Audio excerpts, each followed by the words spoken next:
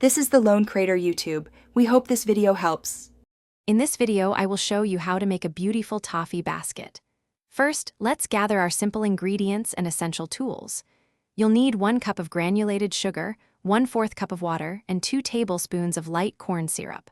Also, have 1/4 cup of unsalted butter and a pinch of salt ready. For equipment, a heavy-bottomed saucepan, a reliable candy thermometer, and a heat-safe bowl or mold are crucial for success. Now, let's start cooking our delicious toffee. Combine the sugar, water, and corn syrup in your heavy-bottomed saucepan over medium heat, stirring gently until the sugar completely dissolves. Next, add the butter and a pinch of salt to the mixture. Carefully insert your candy thermometer, ensuring it does not touch the bottom of the pan. Continue to cook the mixture, without stirring, until it reaches precisely 300 degrees Fahrenheit, which is the hard crack stage. With your toffee at the perfect temperature, it's time to shape your basket.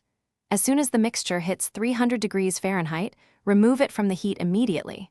Working quickly, carefully pour a small amount of the hot toffee onto your greased, inverted heat-safe bowl or mold. Using a greased spoon or spatula, swiftly spread the toffee thinly and evenly over the mold surface before it has a chance to harden completely. Speed is key here. Finally, let's finish your beautiful toffee basket. Allow the shaped toffee to cool completely on the mold for at least 15 to 20 minutes, ensuring it is fully set. Once cooled, gently remove the hardened toffee basket from the mold by carefully lifting it away. Your stunning, edible creation is now ready. Fill your unique toffee basket with fresh berries, small candies, or other delightful treats for a truly impressive presentation. Thanks for watching. Consider subscribing if we helped you.